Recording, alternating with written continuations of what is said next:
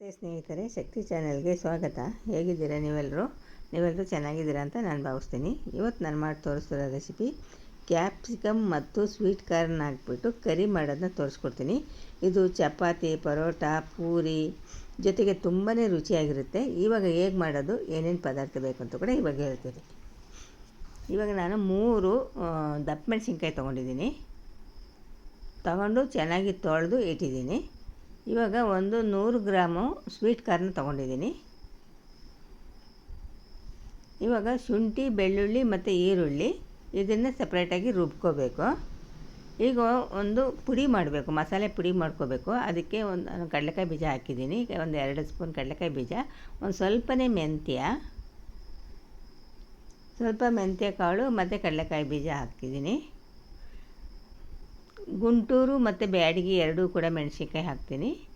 ಇದಕ್ಕೆ ಸ್ವಲ್ಪ ಜೀರಿಗೆ, ಎಳ್ಳು ಇಷ್ಟನ್ನು ಸಣ್ಣ ಉರಿನಲ್ಲಿ ಹುರಿಬೇಕು. ಚೆನ್ನಾಗಿ ಹುರಿಬೇಕು, ಸಣ್ಣ ಉರಿ ಇಟ್ಕೊಂಡು ಹುರಿಬೇಕು.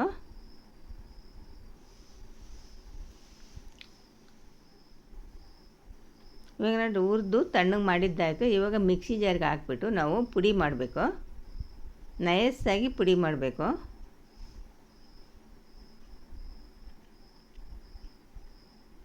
ಅದ್ರ ಜೊತೆ ಸ್ವಲ್ಪ ಗೋಡಂಬಿ ಹಾಕ್ತೀನಿ. ಗೋಡಂಬಿ ಹಾಕೋದ್ರಿಂದ ರುಚಿ ತುಂಬಾ ಚೆನ್ನಾಗಿ ಬರುತ್ತೆ.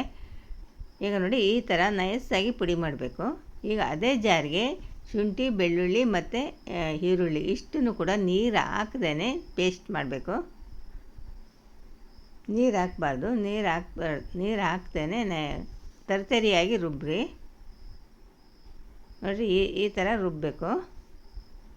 ಈಗ ಒಂದು ಬಾಣಲಿ ಇಟ್ಟು ಬಾಣಲಿಗೆ ಎಣ್ಣೆ ಹಾಕಬೇಕು. ಒಂದು 4-5 ಸ್ಪೂನ್ ಎಣ್ಣೆ ಹಾಕಿಬಿಟ್ಟು ಸಣ್ಣದಾಗಿ ನಾವು ಈರುಳ್ಳಿ, ಬೆಳ್ಳುಳ್ಳಿ ಮತ್ತು ಶುಂಠಿನ ಪುಡಿ ಪೇಸ್ಟ್ ಮಾಡಿದ್ವಲ್ಲ ಅದನ್ನು ಹಾಕ್ತೀನಿ. ತರಿಯಾಗಿ ಪೇಸ್ಟ್ ಮಾಡಿದ್ನಲ್ಲ ಈರುಳ್ಳಿ, ಬೆಳ್ಳುಳ್ಳಿ, ಶುಂಠಿ ಅದನ್ನು ಹಾಕ್ಬಿಟ್ಟು ಈರುಳ್ಳಿ ಸ್ವಲ್ಪ ಮೆತ್ತಗಾಗೋವರೆಗೂ ಕೂಡ ಮೀಡಿಯಮ್ ಉರಿ ಇಟ್ಕೊಂಡು ಅದನ್ನ ಬೇಯಿಸಬೇಕು. ಒಂದು ಸ್ವಲ್ಪ ಅರಿಶಿಣದ ಪುಡಿ ಹಾಕ್ತೀನಿ.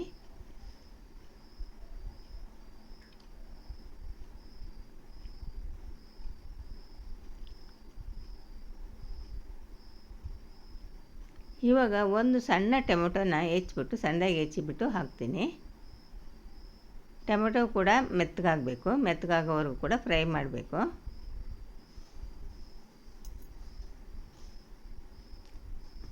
ಮುಚ್ಚಿಬಿಟ್ಟು ಸ್ವಲ್ಪ ಮೆತ್ತಗಾಗೋವರೆಗೂ ಬೇಯಿಸ್ರಿ. ಇವಾಗ ಸಣ್ಣದಾಗಿ ನಾನು ಕ್ಯಾಪ್ಸಿಕಮ್ ತಗೊಂಡಿದ್ನಲ್ಲ ಅದನ್ನ ಸಣ್ಣದಾಗಿ ಹೆಚ್ಚಿಟ್ಟಿದ್ದನ್ನ ಹಾಕ್ತಾಯಿದ್ದೀನಿ. ಹಾಕ್ಬಿಟ್ಟು ಚೆನ್ನಾಗಿ ಮಿಕ್ಸ್ ಮಾಡಬೇಕು. ಒಗ್ಗರಣೆಲೇ ದಪ್ಪ ಮೆಣಸಿನ್ಕಾಯಿ ಬೇಯಬೇಕು. ನೀರು ಹಾಕ್ಬಾರ್ದು, ಒಗ್ಗರಣೆಲೇ ಬೇಯಿಸ್ರಿ.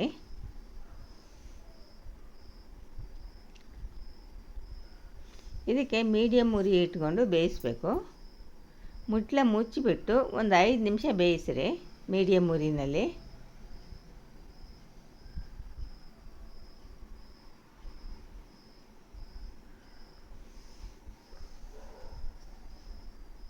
ಕ್ಯಾಪ್ಸಿಕಮ್ಮು ಇನ್ನೂ ಸ್ವಲ್ಪ ಮೆತ್ತಗಾಗಬೇಕು. ಇನ್ನೊಂದು 2-3 ನಿಮಿಷ ಬೇಯಿಸಬೇಕು.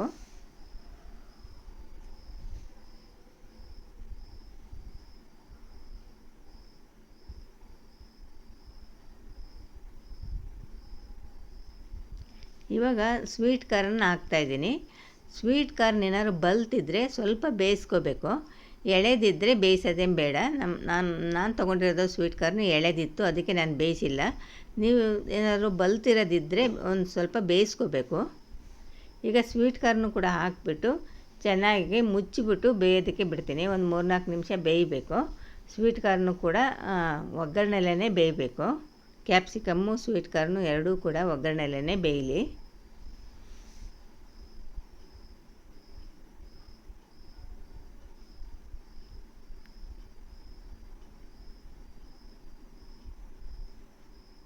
ಇವಾಗ ನೋಡಿ ಬೆಂದಿದೆ. ಸ್ವೀಟ್ ಕಾರ್ನು ಕೂಡ ಬೆಂದಿದೆ.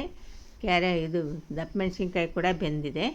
ಈಗ ನಾವು ಪುಡಿ ಮಾಡಿ ಇಟ್ಕೊಂಡಿದ್ವಲ್ಲ ಮಸಾಲೆ ಪುಡಿ, ಅದನ್ನು ಹಾಕ್ತಾಯಿದ್ದೀನಿ.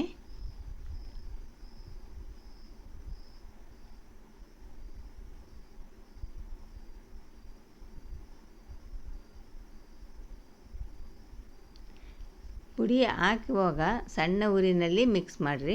ಪುಡಿ ಹಾಕ್ಬಿಟ್ಟು ಸಣ್ಣ ಉರಿ ಇರಲಿ.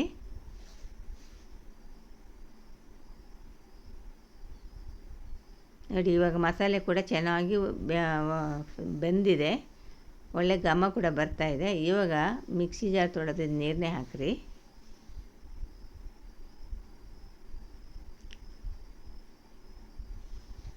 ನಾವು ಇಷ್ಟೊತ್ತು ಕೂಡ ನೀರು ಹಾಕಿಲ್ಲ, ಒಗ್ಗರಣೆಲೇ ದಪ್ಪಮೆಣ್ಸಿನ್ಕಾಯಿ ಮತ್ತು ಕ್ಯಾಪ್ಸಿಕಮ್ನ ಬೇಯಿಸಿದ್ದೀವಿ. ಇವಾಗ ನೀರು ಹಾಕ್ಬಿಟ್ಟು ಮುಚ್ಚಿಬಿಟ್ಟು ಒಂದು 2 ನಿಮಿಷ ಬೇಯಿಸಬೇಕು.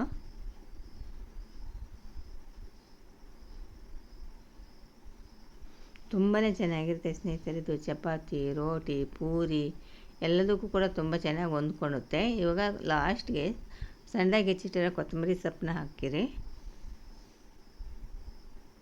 ನೋಡಿರಿ, ತುಂಬ ಚೆನ್ನಾಗಿದೆ ನೋಡಿರಿ, ತುಂಬ ರುಚಿಯಾಗಿರುತ್ತೆ. ಖಂಡಿತ ನೀವು ನಿಮ್ಮ ಮನೇಲಿ ಒಂದು ಸಾರಿ ಟ್ರೈ ಮಾಡಿರಿ.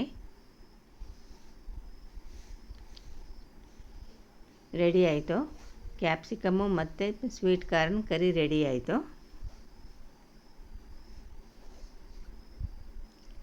ಈ ವಿಡಿಯೋ ನಿಮಗೆ ಇಷ್ಟ ಆದರೆ ಒಂದು ಲೈಕ್ ಕೊಡಿ, ಶೇರ್ ಮಾಡಿ.